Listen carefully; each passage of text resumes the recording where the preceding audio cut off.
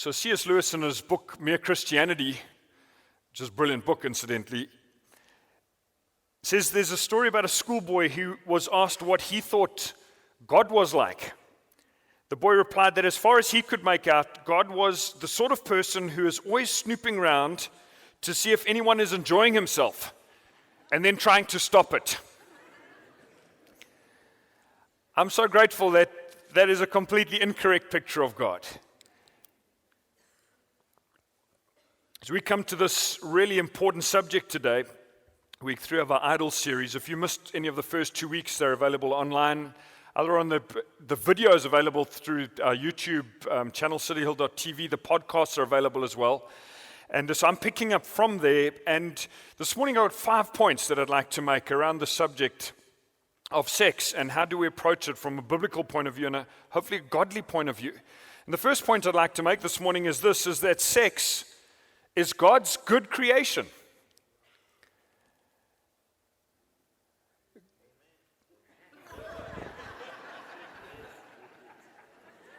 Thank you, Liz. Now, this is really good news.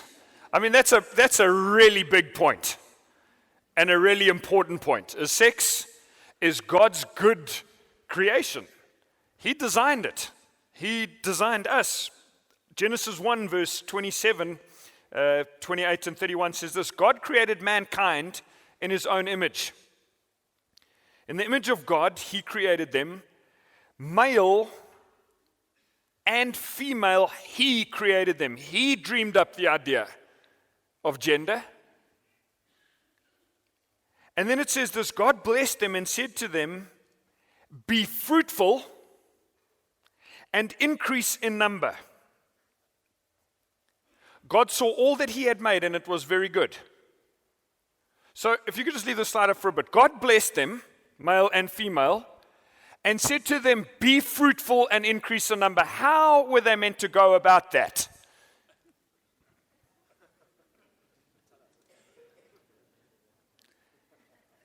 In the context of that first marriage relationship, God, let me put this in today's language, go and enjoy sex, be fruitful, and multiply. God's idea, he commands it.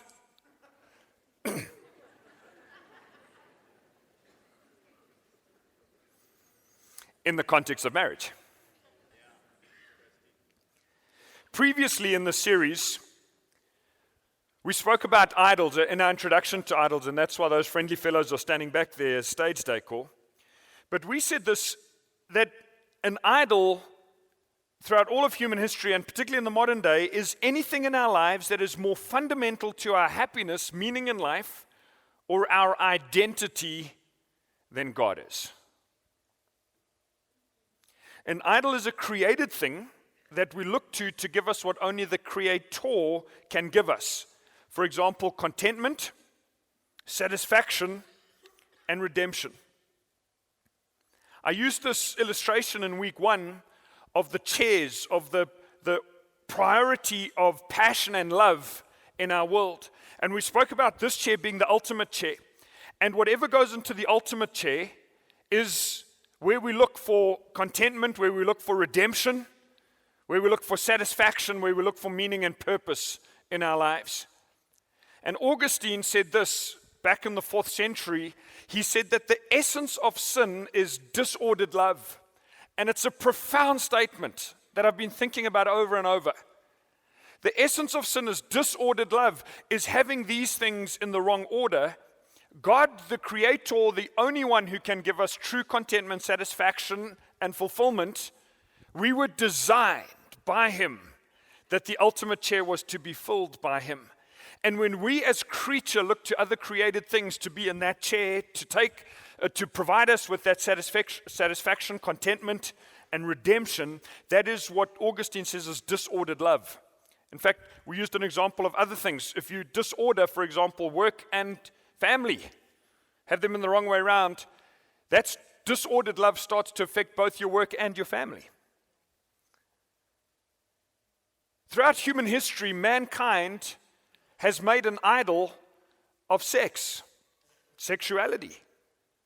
Going back to my definitions, Throughout human history, sex has been more fundamental to many people's happiness, meaning in life, and identity than God is to them. People have consistently looked to sex and sexuality to provide true contentment, satisfaction, and redemption. Mankind has consistently, from the time God made it a good thing, have tried to make it an ultimate thing, or, to word it another way, have consistently moved sex and sexuality higher up in the priority of loves than God is. And the results are catastrophic. The second point I'd like to make, following on from that, God designed it to be good in the context of marriage. In fact, it's part of the relational and emotional force to pull husband and wife together. Outside of marriage, sex in disordered priority is dangerous, and that's my second point today. Like any idol, like money, like power, like busyness, any good thing that becomes an ultimate thing becomes dangerous. Sex is in disordered priority is dangerous. For the sake of trying to illustrate this today, I've got a picture of a tree with the roots underground and obviously the fruits on top of the ground. And the root that I'm looking at today is what has the result, I'm going to look at some stats. What has the result been of mankind having sex in disordered priority or making an idol of sex, sexuality? If that's at the root, if that's under the surface, what starts to populate the tree above the surface? Well, firstly, is the commercialization and celebration of sex in pop culture. And by commercialization, I'm not just talking about prostitution. I'm talking about the idea that marketers have that sex sells. And so movies, films, adverts on television, social media, for cars, for dishwashing liquid, name it, it's been sexualized. Because the marketers know this is a powerful drive, it's God-given, it was designed to be good, but when the order of priority is incorrect, it becomes the commercialization of something God designed to be good. Secondly, promiscuity is rampant. In pop culture, the idea that as a man, you were designed to be a one-woman man, and as a woman, you were designed to be a one-man woman in marriage, fulfilling each other sexually for the entire duration of your marriage till death do you part, is such a foreign notion, it is scoffed at and laughed at in most out there forms of pop culture. Adultery, in many ways, is considered a norm. We prefer to call it things like having an affair, just to make it feel a little better. But it's part of disordered love. Could I make a little disclaimer in here? I'm not pointing the finger at anybody. If you're sitting there thinking, okay, he's obviously thinking about me when he says that, I'm not. Just not that clever. In fact, I'm so sober in preparing this message. I'm soberly standing in front of the mirror and saying, God, in my heart and all of our hearts, may this good thing that you've given us never be in disordered priority. Pornography, just to keep populating my tree. There's a site called Covenant Eyes, a Christian site that gives some mind-blowing stats around online porn usage. Every second, there are 28,258 users online watching porn. These are American stats. Every day, 68 million search queries related to porn are generated. That equates to 25% of all searches typed into search engines. 1/4 relate to porn. It gives a list of different phrases that are searched for, different porn access points. This one makes me want to cry. 116,000 queries related to child porn are received every day. 35% of all internet downloads is porn. More than a third of all traffic on the internet is pornographic. You tell me that mankind does not have a problem with disordered love. Welcome to Jump Forward. Just interestingly, this stat's purely American. 40 million American people regularly visit porn sites, 30% of them women. There's not just a male problem. It's predominantly male. Fourthly, sexually transmitted diseases. We speak about disordered love. According to the World Health Organization, more than 1 million people receive a new sexually transmitted infection every single day worldwide.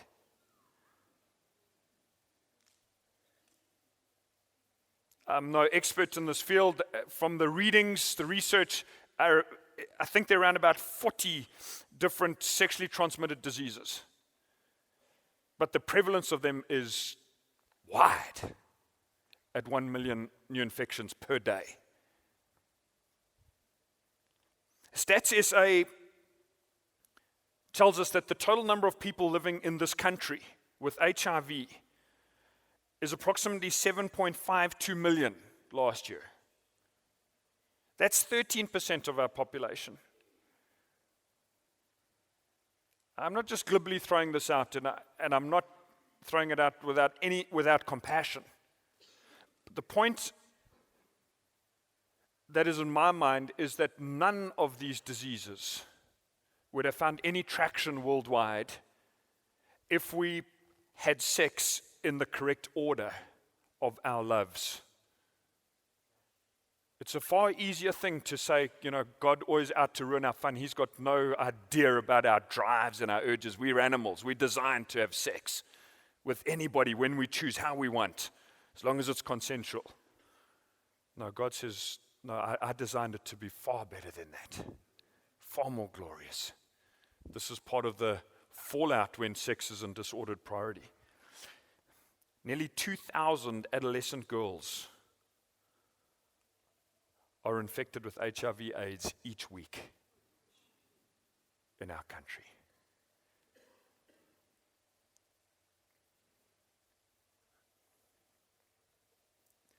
Going back to our tree, sexual crimes.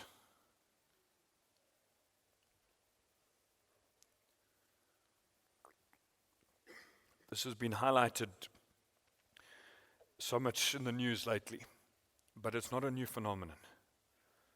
Sexual crimes perpetrated primarily by men against women and children, not exclusively, but primarily.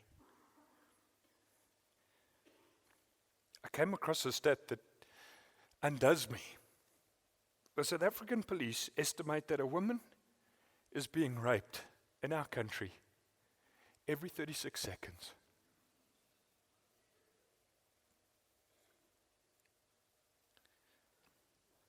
Another report says that a child is being raped in South Africa every 3 minutes.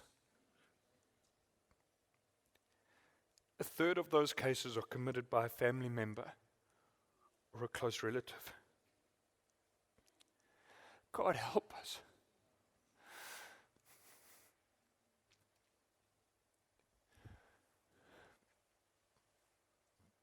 God help us.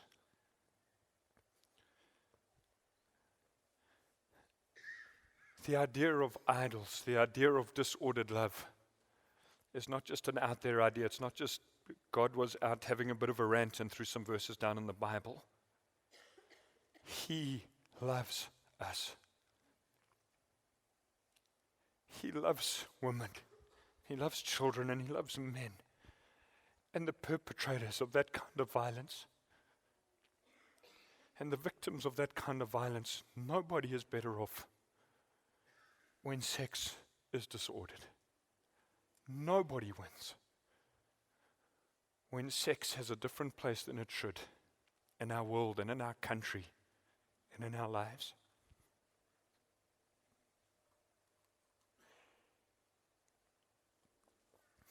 These things, and that's not a full list, a partial list, these things lead to broken families, emotional and physical trauma, identity confusion, insecurity, guilt, shame, rejection, violence, even death.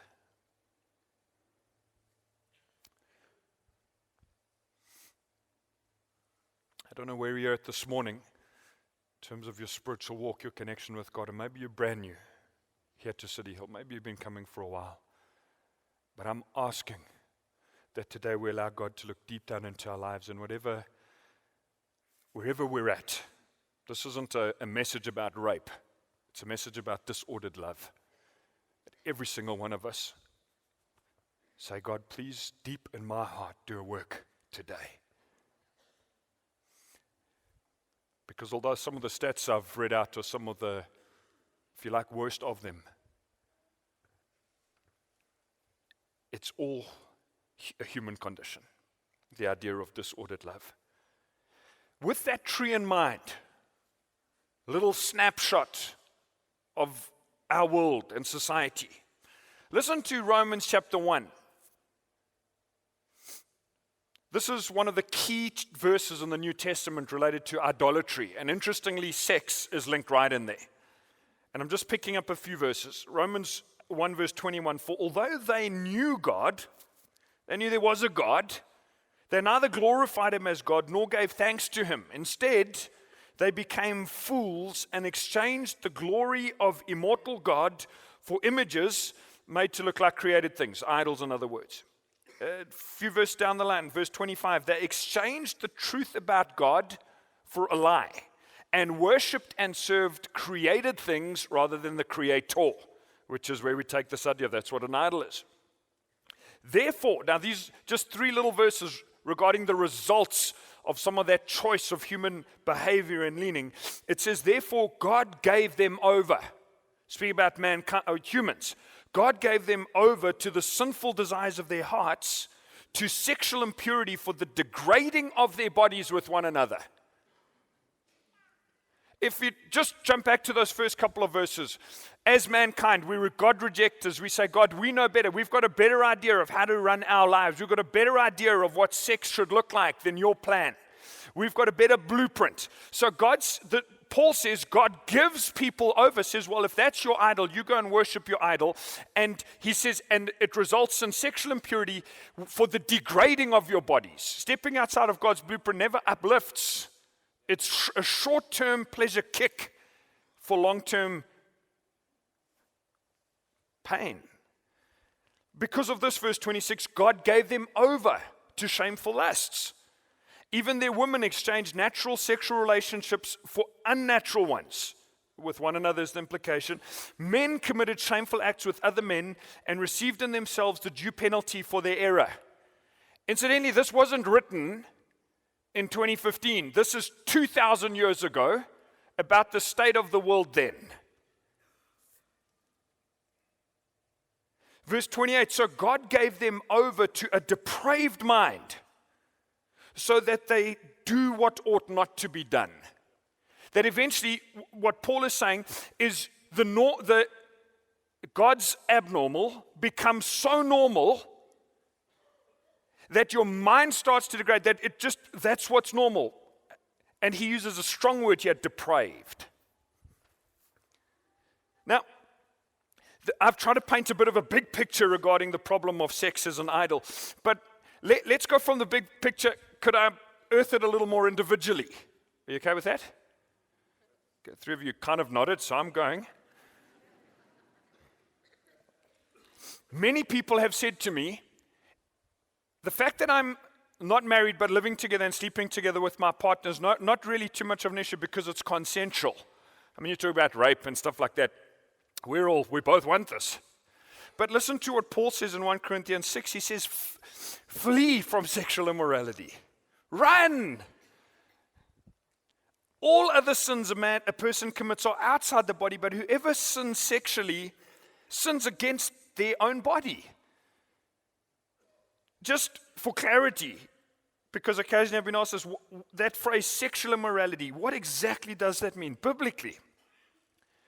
Anything that is not heterosexual sex between a married man and woman married to each other is sexual immorality. Everything else. And Paul just says, if you choose to do those actions, you're sinning against your own body. It's like taking a knife and stabbing yourself in different body parts. And it might not feel like that in the short run, but that's why God gives us these long-range warnings. I was so blessed a little while back. I interacted with a couple who were living together, and they wanted to get married later on this year. And so I asked them a little bit about their journey, and they had been away from church and kind of distant in their relationship with God for quite a long time.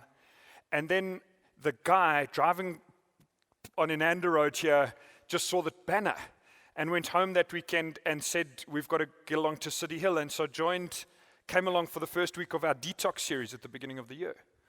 And then came along and did Alpha as well. And so the conversation, whenever somebody wants to get married and they're living together, presumption is they're sleeping together as well. I haven't met any people that weren't.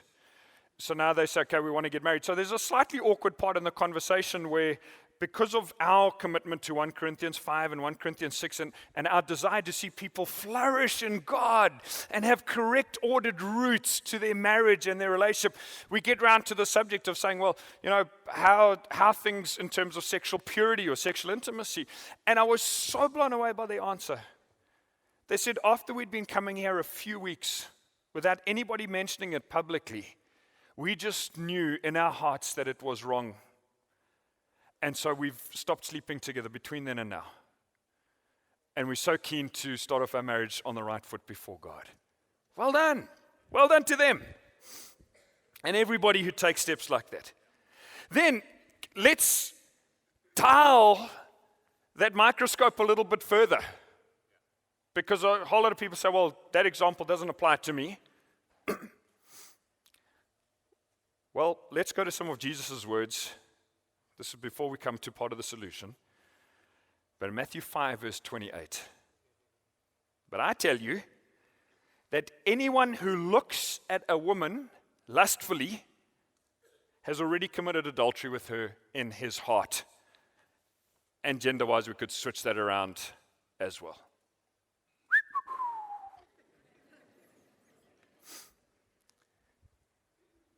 So actually, the root of that tree, where sex is disordered, one of the fruits, could I say, is just lust.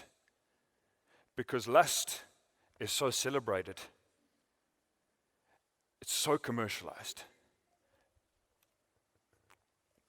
It's so part of, if I could use this phrase again, pop culture, that it seems like the right and good thing. Until Jesus' words come crashing into the middle of our lives and says, okay, let's turn up the microscope. Sexual crimes you're horrified by and this and that, but what about you? Have you ever looked at another woman lustfully? Sex is in disordered priority at that point. And it's possibly not the initial millisecond thought, because Martin Luther said you can't stop a bird from flying over your head, but you can stop it from building the nest in your hair. So when I'm referring to lust, I'm referring in particular to taking those thoughts and allowing them to run to become fantasy instead of grabbing that thought in the first couple of milliseconds. So I don't want to live with disordered love. Alrighty then, so that was trying to illustrate the point that sex and disordered priority is dangerous. Number 3, I want to swivel a bit to, if I could say, the solution then. Well, for me, the idea in this point is that sex and sexuality are deeply spiritual. You see, the way we approach it is because it's in part a physical act. We approach it physically. But one of the ways to help reorder the place of sex and sexuality in our lives and in our hearts is to fully commit to this idea is God, I understand that sex and sexuality are deeply spiritual. A guy named Paul David Tripp, who's written a book about this and a whole lot of really great blogs, he says this beautiful thing. He says, your sexual life is always an expression of what you truly worship. Sex is deeply religious. In sex, you are either self-consciously submitting to God or setting yourself up as God. In other words, sex is never simply a horizontal thing. Sex always connects you to the God who created your body, gave you eyes to see, and a heart that desires, and tells you how you are to steward this aspect of your personhood. That is a beautiful quote. If I could put this into some of the language of our series, what I understand Paul Tripp to be saying is that when I recognize that sex is deeply spiritual, it all has to do with who's in the ultimate chair. If it's God and He is ruling my life and I'm a Christ follower in the best sense of that, the sense that Christ wants me to be, then all the other aspects of my life, and there are many, all the other aspects, but we're using sex and sexuality today, would take its guidance from what the Lord, what the ultimate chair ruler says. And if it's God, then I want my life to line up with that, no matter how difficult it at first seems. And Paul Tripp is saying the other option is that if God isn't in this chair, then it's me. And if I'm God, well, then I just do whatever I want. And I live with the consequences of idolatry, which are some of the things we've read and spoken about previously. God's full blessing can never rest on an idol God in the ultimate chair, no matter how nicely I smile. I was never designed to run my life. In the Westminster Confession of Faith, in answer to the question, what is the chief end of man? The people that put it together wrote this beautiful sentence. They said that the chief end of man is to glorify God and to enjoy Him forever. That's the chief and primary reason that mankind exists. And if Christ is seated in this chair, then the chief end of my world is to say, God, in my sexuality, let's say that you're a single person before I was married. God, in my abstinence, in my purity, I want to bring you glory and I want to enjoy you forever. I'm doing this as, how can I put this? As the most selfish thing for me, the best thing possible for me is to glorify you forever in this aspect of my life by doing it your way. And if I'm married, I say, God, I want to glorify you that in my thoughts they are pure. And in the outworking of my sexuality, together with my spouse, that it's God glorifying, it's enjoyable and fun, and it's drawing us closer together. And I'm not going to allow my thoughts to drift or my fingers on the keyboard, because all of that stuff is telling me that it's not God in the primary chair. And when I drift away from those things that I've just said and I say, well, in my singleness, God, you don't actually understand. You've got no idea of the urges that I have, and I feel lonely and whatever, and I'm just going to pursue sexuality the way I see it. Or in my marriage, well, I'm just going to pursue it in the way I see it. A bit of flirting here and there with other women or other men, that's not too much of a problem. That's me back in the ultimate chair. And if I realize that sex and sexuality is deeply religious, it puts on a different lens than just physical drive to how does my world, my sexuality, how does it honor God? John Piper puts it like this. He says, God does not forbid sexual sin because he is a killjoy, but because he opposes what kills joy.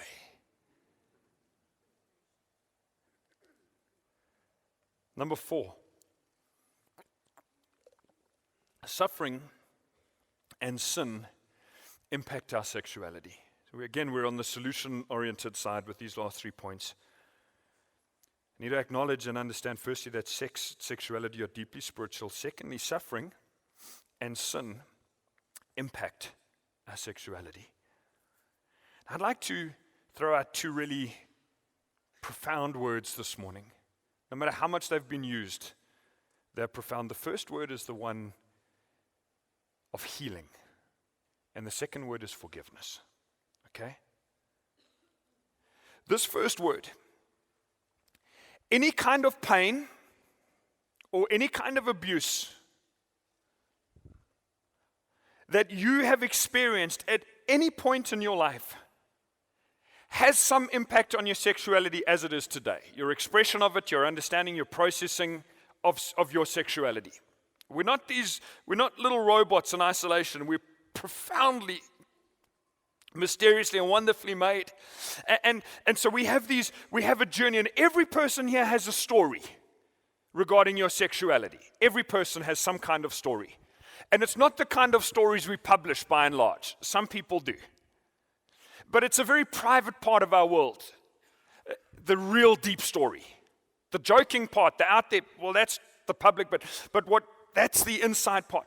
And if there's been any pain, if there's been any form of abuse, if there's been any difficulty, whatever's in that story, whatever's part of the history that you bring to today, the incredible truth about God's involvement in our lives when He's seated in the ultimate chair is He wants to dive into that story and make it His story with a capital H. And He wants to heal wounds that are possibly some of the most deepest that a person can go through and experience. What an incredible joy and hope that you do not need to live as a victim to pain or abuse or difficulty, whatever the story is. God, by His Holy Spirit, wants to come into our lives and wants to heal and want to restore. I have sat with people who have told me such heartbreaking stories regarding sexual pain, abuse that's been perpetrated on them with such deep bitterness and such deep anger against the perpetrators, most of whom were known. And one of the questions that I'm no expert in this area, I'm just telling you some of the interactions I've had. One of the questions I've asked is, do you truly want to be free? Would you like your future to look distinctly different to your past? And everybody says, yes, that's why I'm here. But there's no freedom unless the doors of my heart are wide open for the healing of God to come in. And what a joy and what a hope that God grants us the gift of forgiveness. It's a gift to be able to forgive somebody else. And forgiveness doesn't mean I condone. Forgiveness doesn't mean what that person did was correct. Forgiveness says, I want to be free. Forgiveness says, God will take care of them. I'm not going to try and keep murdering them in my heart or avenging myself in my heart. I will leave that person to God. But I want to be free. And what a joy that God is so gracious and so powerful that His healing flows into our lives. And whatever pain has happened in your past, His healing wants to flow. And there's another joy and there's another hope. And that relates to the second word, is the word forgiveness. So whatever your story is up till now, it's possible that you can look back and see sexual sin. In other words, you weren't the victim. It wasn't perpetrated on you. You were a full participant. But it was outside the bounds of God's guidelines for sex. As you look back, whatever emotion attached to that tree, regret, shame, condemnation, etc. If you before God say, God, I repent, I'm sorry, I'm acknowledging these things, He wants to and promises to forgive and wash us clean. And there's a beautiful verse, the very end of the Bible in Revelation chapter 21, where John says this. It says, He who was seated on the throne, God said, I am making everything new. I know that primarily relates to the future kingdom, but I'd like to suggest that there's a whole lot of that God's doing here on earth. My buddy, who was an elder with me in our previous church, before he got married, he had multiple sexual partners before he had become a Christian. And he'd always carried this thing as a weight into his marriage. And when he was engaged, he was busy processing, just again, some of the foolish decisions he had made and how now he's got these stories to pass on and tell to his fiancée, and she's got to process all of that. And as he was allowing God's forgiveness and healing just to flow in a deeper way in his life, he had this tremendous sense of being made new, just at a deep spiritual level. And the best words that he could find to describe it, he says, I feel like I'm a virgin all over again. He knew that wasn't true physically, but spiritually he felt like God had made him new. And so he's driving along the road, and just in joyous exuberance, he winds down his window and he just shouts out, I'm a virgin! And there happens to be a passerby walking along the road in the opposite direction. And he's driving slowly enough that this person hears him shout out, I'm a virgin. The passerby just gives him 2 thumbs up. You go, buddy. But God is such a caring, loving Father. He first of all points out the source of the pain and the sin. And then he says, I do that in order to renew. I don't do that to condemn, not up front. I do that in order to renew. And I want to make things new. And I want to bring fresh healing. And I want to bring fresh purity and fresh holiness into your world. Such fresh joy that you didn't realize was possible in the area of sex and sexuality. Guys, as God works in our hearts, let's be those that honor women. Let's be the kind of men that our wives, daughters, women in this church and in our community look to. And so that's an honorable man. And you see, a lot of our dishonor of women doesn't actually happen when women are around. It's a private, what is so horribly called locker room talk, as if that's some kind of sport. It's just the joking, the crudeness that guys often adopt when they're just around other guys. Below the belt jokes, soft porn on WhatsApp chats, just a bit of innocent fun for the boys. If we are going to live with God in the ultimate chair of our lives, let's allow Him to just do a full cleanup operation in our sexuality and be rid of those things, not be party to them. And I'm not suggesting you become the policeman for morality in whatever forums you're in. But I tell you, if you are never party to those discussions, it just soon dies around you. The circles just change. I don't know how else to put it. Because you're carrying that in it. And I'd like to finish off with this point. And there's a lot of words coming up on this screen, and all of them are carefully chosen. Fifthly and finally, the pleasure of knowing Christ deeply displaces the pleasure of pursuing sexual pleasure immorally. As we've journeyed through this idea of idols, we've come to realize that you don't shift the order in the chairs in our world just by trying harder.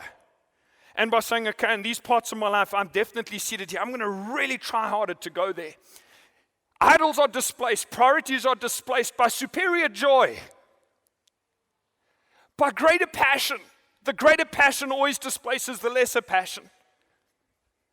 And when we begin to know Christ more deeply, the joy and the pleasure of that displaces the temporary pleasures of sexual sin, immorally, and the pleasure that they bring. 2 Corinthians 3:18 says, and we who with unveiled faces all contemplate or behold the Lord's glory are being transformed into his image with ever-increasing glory.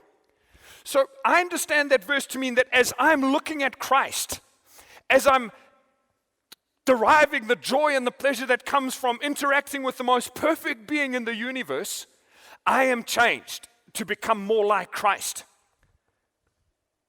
The difficulty in this discussion is that Christ is invisible and sexual pleasure is visible. And a relationship with Christ is a long-range joy. And the pleasure that immoral sex offers is short-term pleasure. And so the physical and the spiritual are in two such different zones that it feels like it's not even in the same battleground, but it is. And John Piper puts this idea so beautifully when he talks about what it means to look at Christ and be transformed at him. And I can't put this in better words, so I'd like to read Piper's idea, and then I've got a verse to land this with. He said this in an interview: when I look at Jesus' sexual life, the same thing happens of me being transformed. He says 3 decades, well maybe 2, of masculine virility. Yet not one, he had an adolescence first and a puberty, so 1.5 or 2 decades of masculine virility, yet not one single millisecond of a sinful thought or feeling or immoral act. Piper's saying, I'm not just looking at Christ glorified, I'm looking at him as a man living on this earth. And he died around the age of 33. And during his entire adult life, not a single sinful thought, not one. Not a single sinful feeling, not a single immoral act towards any other human being. Women, Piper says, were hanging on his words, following him around. Former prostitutes wept over him and wiped his bare feet with their hair. He lived a life, from one angle that you could say was supercharged with sexual temptation. And he never sinned. He never once committed any lustful thought or act. I love this sentence, he denied himself perfectly without denying the goodness of sexuality. I watch him. And as I watch him, I love him. I admire him.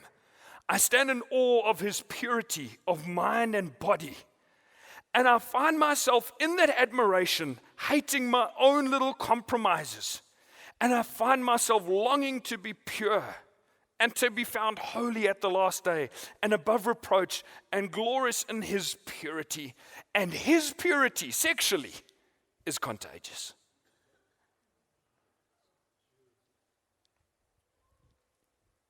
And as I look at Christ, the man who never once sinned, never a single immoral thought, the admiration, as Piper says, grows. And then the Bible says that he's glorified. So it's not just reading a history book. He is present today with us, glorified. And I realize that his power is available to me. And the Bible says in Ephesians chapter 3 that Christ lives in my heart by faith. I hope you see where I'm going with this. Is a man who lived with, as Piper says, a life supercharged with sexual temptation, never once commits a single wrong thought, wrong act, wrong anything. That same Christ dwells in my heart by faith. And he wants his purity to ooze out into my life. He's inside and he's out, without. He is giving me power and he is providing me with the purity on the inside to be able to walk in the ways that he has for me. And in Colossians, Paul puts it like this. He says, since then you have been raised with Christ. Set your hearts on things above where Christ is seated at the right hand of God. Set your mind on things above, not on earthly things. So he's saying we've got to grab hold of our minds and our thoughts, but it's not just a human self-effort. Okay, I'm going to try and be less lustful this week. He says, fix your eyes on Christ. And think about how amazing he is and that you're seated with him. You're not a little, as Ern Baxter many years ago said, you're not a turkey Christian. You were born to be an eagle Christian. You were born to fly. You were born to be seated with Christ. You were designed for that. Set your mind on things above. Then Paul goes on to say, he says, put to death, therefore, whatever belongs to your earthly nature. Sexual immorality, impurity, lust, evil desires, and greed, which is idolatry. And then a few verses later in verse 12, he says, as God's chosen people, holy and dearly loved, clothe yourselves with compassion, kindness, humility, gentleness, and patience.